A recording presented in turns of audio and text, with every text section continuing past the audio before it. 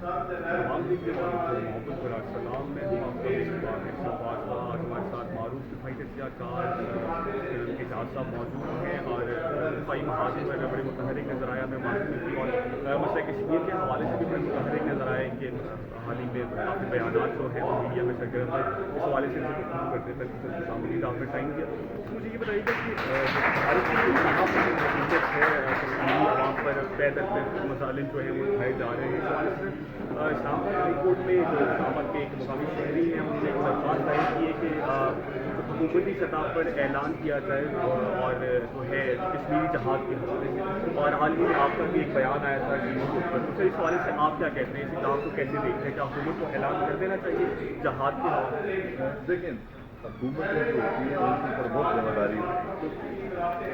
جہاد کا اعلان کیا تو جا سکتا ہے اس کو واپس نہیں لیا جا سکتا. اگر یہ بات سمجھ آ جائے تو پھر حکومت پہلے اپنی ڈپلومیٹک آپشن ایگزاسٹ کرے گی. وہ ہر دروازے پہ دستک دے گی کہ اگر امن سے کوئی دروازہ کھلتا ہے اگر کشمیر میں ہونے والے ظلم کو یونائٹڈ نیشن جس کا وجود ہی اس لیے ہے کہ وہ دنیا میں امن قائم کرے اور دنیا کے جتنے علم بردار ہیں جمہوریت کے جتنے ہیومن رائٹس کے علم بردار ہیں اگر وہ سب اس چیز کو روک سکتے ہیں تو پہلے یہ ڈپلومیٹک آپشن ہے جس کو حکومت ایکسرسائز کر رہی ہے. اگر اس سے نا امیدی ہو اور وہ کوئی قدم نہ اٹھائیں اور پھر یہ ظلم جاری رہے قسمت دری کی ہوتی ہے قبض و غارت کی ہوتی ہے گن بھی یوز ہوتے رہے کرفیو بھی لگا رہے تو پھر اعلان جنگ کرنے کا وقت ہوگا. میرے خیال میں وہ وقت ابھی نہیں آیا لیکن بہت جلد آ جائے گا اگر دنیا نے اپنی ذمہ داری کو محسوس نہ کیا.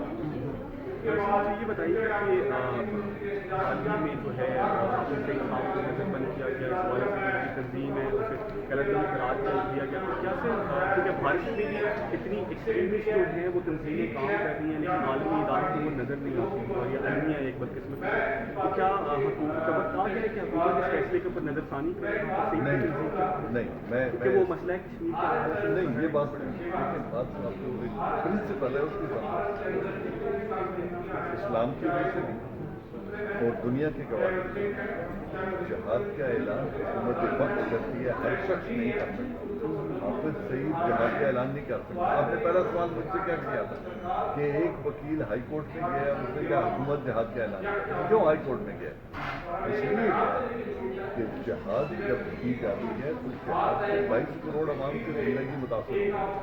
حافظ سعید یا مسعود اظہر اس بات کے مجاز نہیں ہے کہ وہ جہاد کا اعلان کرے.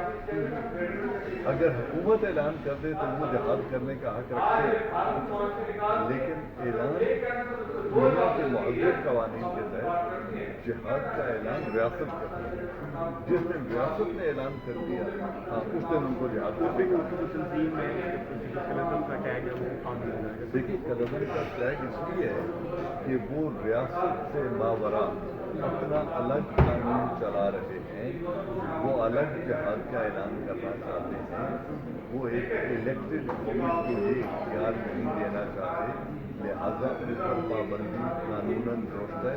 دنیا کا مطالبہ ناجائز ہے لیکن جب حکومت خود اعلان جنگ کر دے گی اور جہاد کر دے گی پھر 22 کروڑ عوام پر جہاد فرض ہو جاتا ہے اور وہ اس 22 کروڑ میں شامل ہے میری سمجھ کے مطابق. ٹھیک ہو تو مجھے یہ بتائیے کہ کشمیر کچھ سالوں سے چلا آ رہا ہے اور کئی کانفرنسز ہوئی اور مشرف دور میں بھی اس کے اوپر کافی پیش رفت ہوئی لیکن آپ کیا سمجھتے ہیں کہ اس کا جو حل ہے کیا وہ سفارتی سطح کے اوپر ہے یا پھر جو جنگ وہ آخری آپشن ہے؟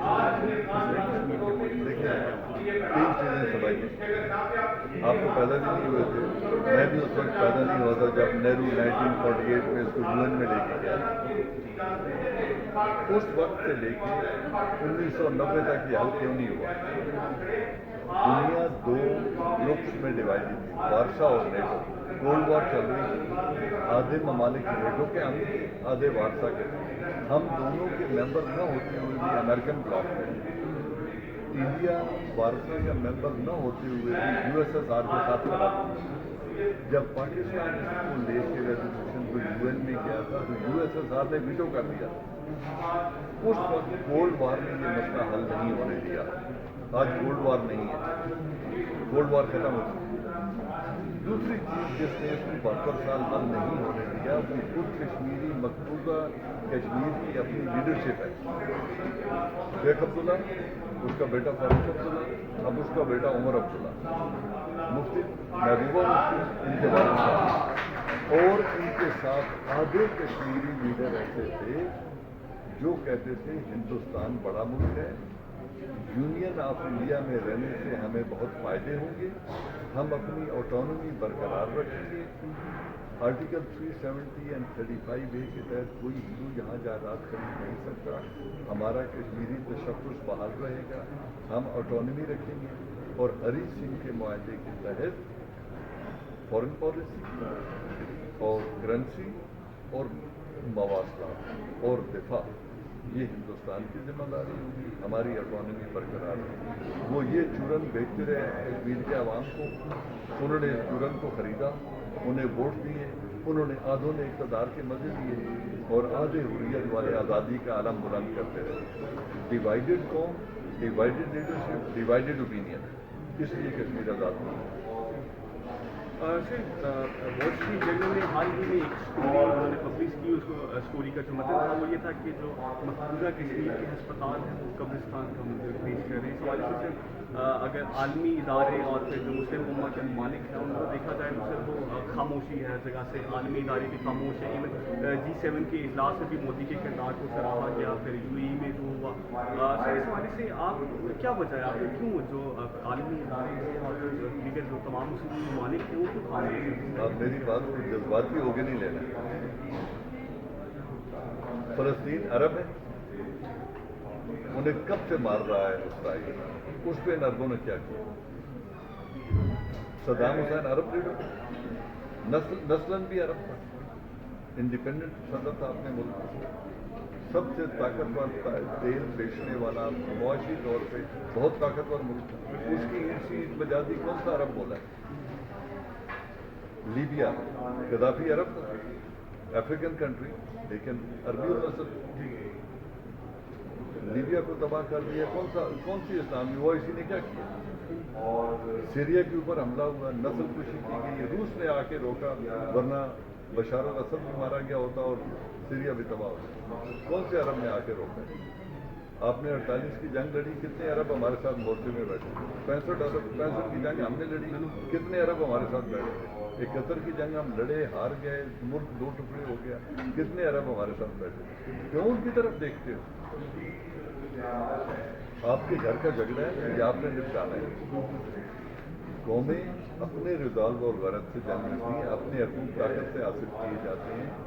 रूहानी इमदाद उनकी अगर आ जाए वोट की सूरत में तो ठीक है, जिस्मानी इमदाद तो आपकी कभी नहीं करेगी, तो उनकी तरफ मत देखिए, अपने मसाइल का हल खुद तलाश करें।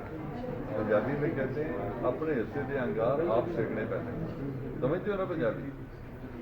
आपके हिस्से में जो आग आई है उसकी गर्मी आपको लगे, पड़ोसी को नहीं लगे। अपनी जंग खुद लड़ने की तैयारी करें। सर वो जो आलमी इदारे इंसानी हकूक़ की बात करते हैं, फिर उनसे क्या होता है जा सकती है? वो बेज़मीर हैं, मफाद के मारे हुए, अपनी तिजारत उनको अजीज़ है, अपने मफाद अजीज़ हैं। ईस्ट तिमोर में थोड़े से ईसाई मसला उठाएं तो उन्हें आज़ादी दिलवा दी जाती है। सूडान इस्लामी मुल्क, नॉर्थ सूडान और साउथ सूडान, ईसाई और मुसलमानों का झगड़ा हुआ, वहाँ तक शुरू करा दी गई। आसिया को सजा हो सुप्रीम कोर्ट से तो दुनिया से माइनॉरिटीज़ के कंसर्न जाग जाते हैं, लेकिन मुसलमान कितने कत्ल हो रहे हैं, किसी की गैरत जागी है? ये मफाद से डोमिनेटेड दुनिया है, वो अपने मफाद को देखेंगे। इंडिया ने 18 अरब डॉलर के असला खरीदना है, इतनी बड़ी मार्केट है, वो आपकी तरफ देखेंगे, आपके पास 18 अरब का आपने अगले 6 साल में भी नहीं खरीदा, तो वो उधर देखेंगे। वो 1 अरब और 35 करोड़ की आबादी है, अगर वो कमीज़ें बेचने भी जाए ना तो 1 अरब 35 करोड़ शर्ट बिक जाएगी। आपका हर बंदा भी खरीदे तो 22 करोड़ शर्ट बिकेगी, तो वो 1 अरब और 10 करोड़ की मार्केट क्यों छोड़ेंगे जो आपको बड़ी है? तो दुनिया अपना मफाद देखेगी। वो वहाँ इन्वेस्टमेंट का सोच रहे हैं कश्मीर में, वो इंडिया में इन्वेस्टमेंट का सोच रहे हैं। वो सऊदीया नहीं क्या वहाँ पे 90 अरब डॉलर की इन्वेस्टमेंट करते हैं। तो वो इन्वेस्टमेंट के एतबार से वो जज्बातियत या इनकी देखिए, अगर दुनिया में आप कहें कि ह्यूमन वैल्यूज़ को मुआशी तराजू में तोला जाता है। दुनिया मफाद की दुनिया है, वो अपने मुआशी सियासी मफाद और इस्तेहकाम को देखेगी। अमेरिका क्यों इंडिया की मदद कर रहा है? क्योंकि वो चीन के खिलाफ उसको इस्तेमाल करना चाहता है। चीन को कमजोर देखिए।